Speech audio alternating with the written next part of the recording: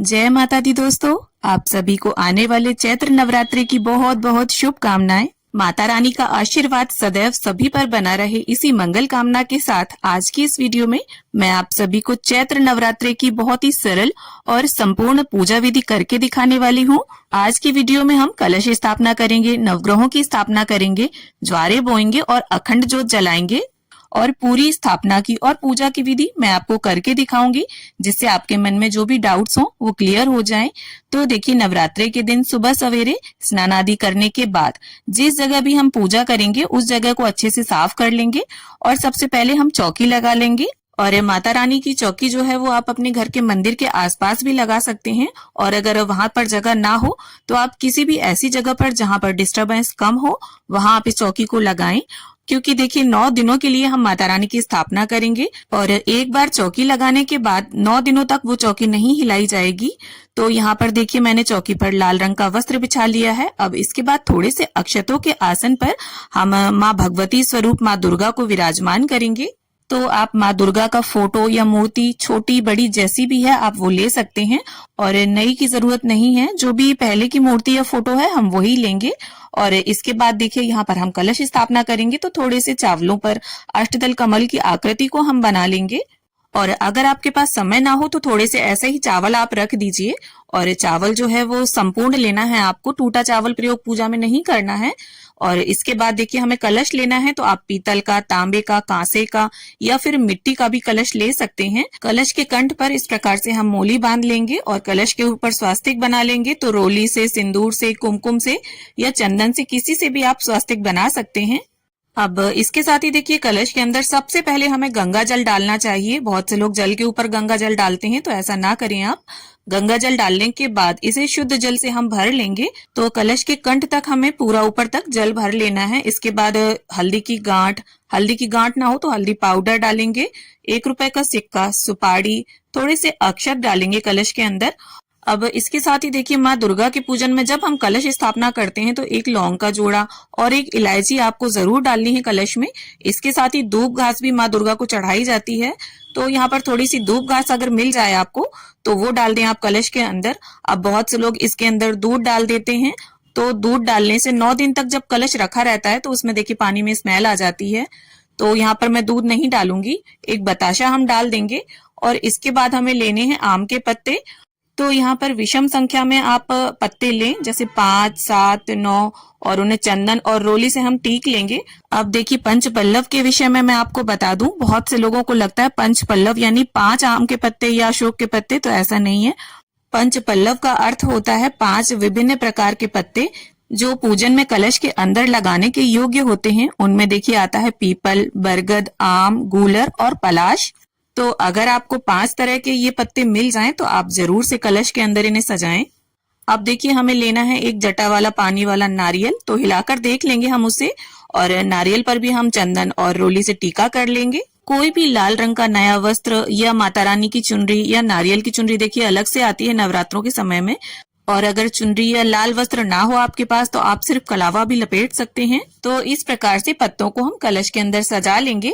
अब देखिए, नारियल को या तो आप इस प्रकार से चावलों से भरे हुए पूर्ण पात्र के ऊपर रख सकते हैं, या फिर पूर्ण पात्र ना रखकर नारियल का मुख ऊपर की ओर रहे तो इस तरह भी आप कलश पर नारियल रख सकते हैं। और अगर पूर्ण पात्र के ऊपर नारियल रखते हैं तो नारियल का मुख और पूजा करने वाले का मुख आमने सामने होना चाहिए। तो मैं यहाँ पर इस प्रकार से नारियल को रखूंगी। आप दोनों में से किसी भी तरह से नारियल को स्थापित कर सकते हैं, और इस प्रकार से अष्टदल कमल के ऊपर हम कलश की स्थापना को कर लेंगे। अब देखिए, ज्वारों की स्थापना के लिए यहाँ पर थोड़े से अक्षत रख लेंगे हम, और अब हमें लेना है मिट्टी का एक पात्र।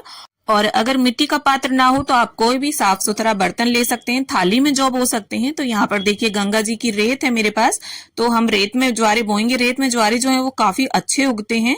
और अगर रेत ना हो आपके पास तो आप किसी भी साफ सुथरे गमले की मिट्टी भी प्रयोग कर सकते हैं। उसे पहले सुखा लें, फिर छान कर उसे प्रयोग करें, कंकड़ ना हो उस मिट्टी में। और रात्रि में ही आप जौ को भिगो कर रख दें और सुबह फिर बोएं, इससे ज्वारे काफी अच्छे उगते हैं। और देखिए, कुछ लोग ज्वारे गेहूं से बोते हैं, कुछ लोग जौ से बोते हैं, कुछ लोग मिक्स करके बोते हैं। तो इस तरह से जौ डालने के बाद ऊपर से एक लेयर हम रेत की या मिट्टी की और डाल देंगे। और साथ ही ज्वारे के पात्र पर हम कलावा भी बांध देंगे और इसे स्थापित कर देंगे। अब बहुत से लोग देखिए ज्वारों के ऊपर ही कलश की स्थापना करते हैं, तो अगर आपकी चौकी में स्पेस कम है तो आप ऐसा भी कर सकते हैं। और अब हम देखिए नवग्रहों की स्थापना करेंगे, तो 9 चावल की ढेरियां हमें लगा लेनी है। तो हमें इस तरह से एक समान 9 चावल के पुंज बना लेने हैं। तो अगर आपके यहाँ देखिए चूहे वगैरह आते हैं तो आप चावल ना रखते हुए सिर्फ सुपारी रखकर भी नवग्रहों की स्थापना कर सकते हैं, या फिर आप किसी भी पूजा पाठ की शॉप से नवग्रह का जो यंत्र आता है तांबे का, उसे ले सकते हैं। कुछ एक 50 या 100 रुपए में वो आ जाता है। और यहाँ पर अगर आप करना चाहें तो षोडश मातृकाओं की भी स्थापना कर सकते हैं। वैसे माता रानी में सभी माताओं का स्वरूप है। अब देखिए हम अखंड ज्योत के लिए तैयारी कर लेते हैं। तो यहाँ पर देखिए एक बड़ा सा पीतल का दीपक लेना है आपको, और अगर पीतल का दीपक ना हो तो आप मिट्टी का बड़ा सा दिया ले सकते हैं। अब दिए में अंदर डालने के लिए देखिए आप तिल का तेल भी प्रयोग कर सकते हैं और घी भी ले सकते हैं। इसके साथ ही देखिए यहाँ पर गणपति जी की भी स्थापना हम कर लेंगे अक्षतों पर। और फिर एक पात्र में हमें लेना है थोड़े से अक्षत, और उसके ऊपर इस प्रकार से हम अखंड ज्योत स्थापित कर लेंगे। अब देखिए जिसकी भी स्थापना हमें करनी थी उन सभी की स्थापना हो गई है यहाँ पर, और पहले दिन ही ये स्थापना की जाएगी। और यहाँ पर अखंड ज्योत के लिए मैंने तिल का तेल प्रयोग किया है और कलावे की बाती बनाई है। आप चाहें तो कलावे की जगह पर रुई और तिल के तेल की जगह पर देसी घी भी प्रयोग कर सकते हैं। अब ज्योत को प्रज्वलित करने के बाद हाथ जोड़कर माँ भगवती से ऐसी प्रार्थना करेंगे कि हे माँ दुर्गा, आप हमारे घर में 9 दिनों के लिए विराजमान हो और हमारी पूजा अर्चना को स्वीकार करें। अब गंगा जल और फूल की सहायता से स्नान की भावना से हम सभी को छींटा दे देंगे और ज्वारों पर भी जल सींच देंगे। थोड़ा सा, आपको बहुत ज्यादा नहीं भरना है, थोड़ा थोड़ा ही जल सींचना है। यहाँ पर वस्त्र की भावना से गणपति जी को हम कलावा समर्पित करेंगे, और माता रानी के लिए आप अगर चुनरी लेकर आए हैं तो माता को वो समर्पित करें। नवग्रहों को भी वस्त्र की भावना से यहाँ पर हम कलावा अर्पित करेंगे। तो मन में नवग्रहों का स्मरण करते हुए आप ये कार्य करें। और अगर आप नवग्रहों के लिए देखिए वस्त्र लेकर आए हैं तो वो अर्पित करें। अब देखिए यहाँ पर ज्वारों के कुंडे पर और कलश पर हमने पहले ही कलावा बांध दिया है। इसके बाद अब हम सभी को तिलक करेंगे, गणपति जी को, माता रानी को, माता रानी के वाहन सिंह को, नवग्रहों को, अखंड ज्योत को, और साथ ही में सभी को हम अक्षत अर्पित कर देंगे।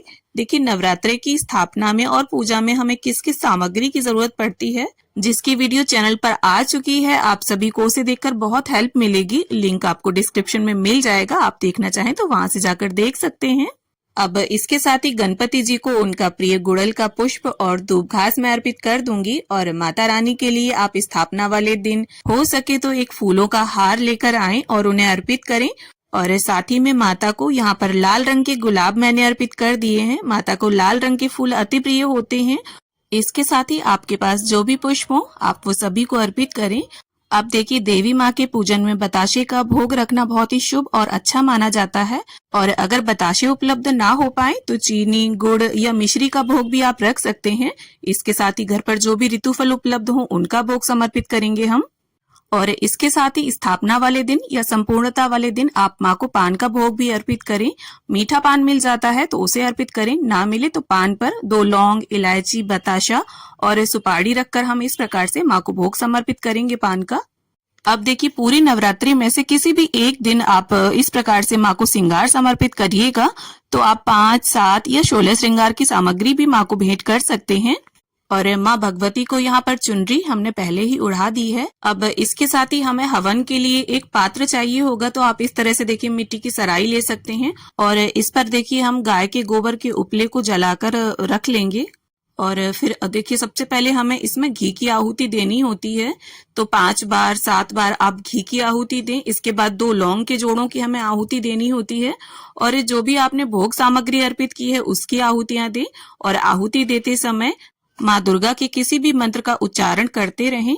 और अगर आप चाहें तो बीच बीच में हवन सामग्री की भी आहुतियां दे सकते हैं। और यहाँ पर अगर आप चाहें तो ये जो पान हमने माँ को भोग में समर्पित किया है इसकी आहुति भी हवन में दे सकते हैं। तो इस तरह से 9, 11 या 21 आहुतियां देकर हम हवन को संपूर्ण करेंगे। और फिर इसके बाद प्रेम पूर्वक माँ भगवती की, गणपति जी की, कलश देव की, नवग्रहों की, सभी की आरती उतार लेंगे।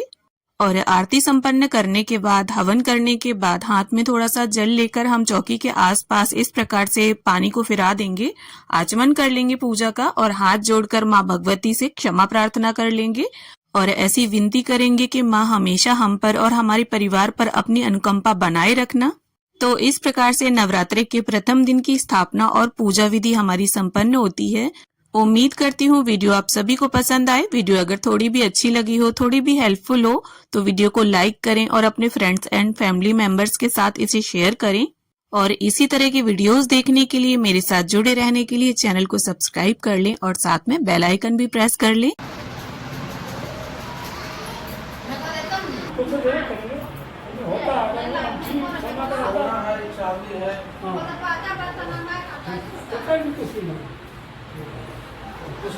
नहीं, सोना का अंगूठी नहीं रहने के बाद वक्त दे तो दूसरे के हमारे पास है।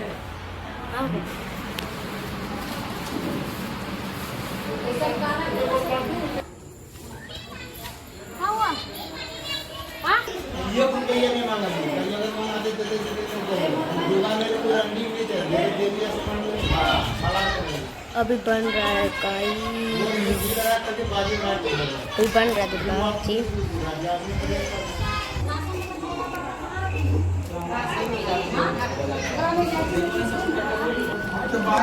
पूजा हो रहा है, स्टार्ट होगा। हमको निकाल के मांगे गाड़ी पद्धति है और उससे सीधा को ठीक निकाल दिया जाता है। बच्चे देखिए निकालते नहीं सीधा दर्जी को तीनों कर दिया। हाँ आज खड़ा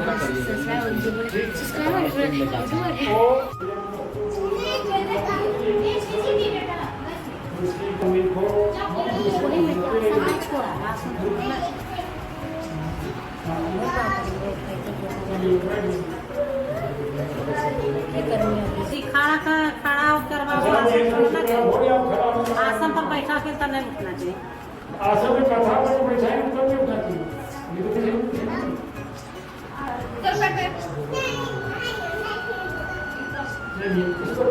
महामाये महामाये महारूपण्ये नमो नमः एवं यथायोग्यं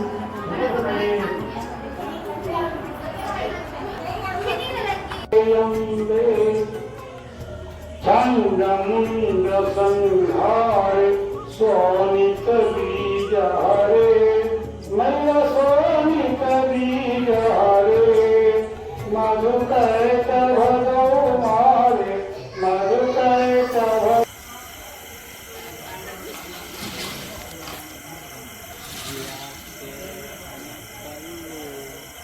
अरे भैया क्या क्या क्या क्या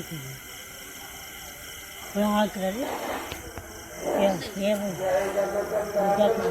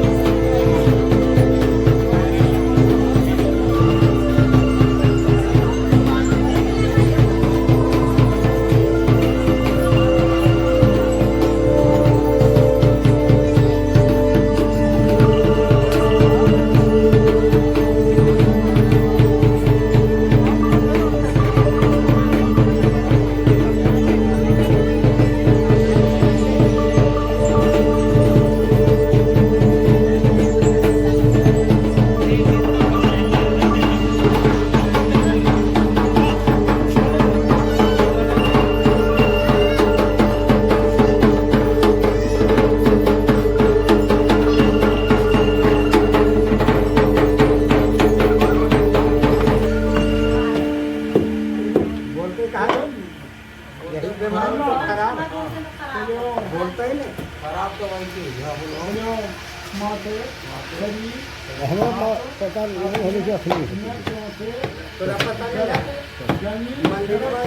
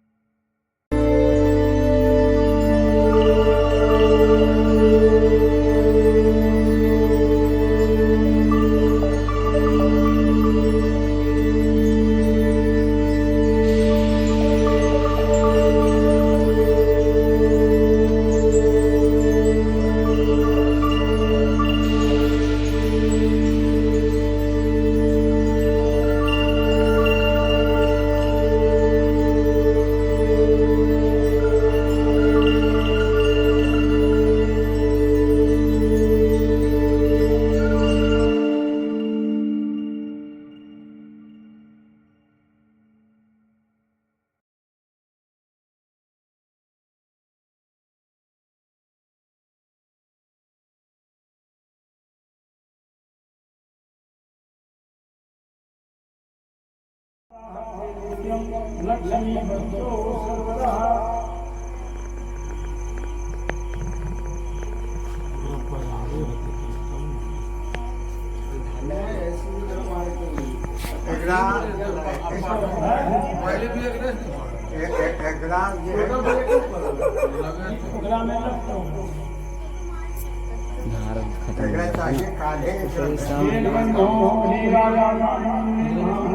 सर्वदा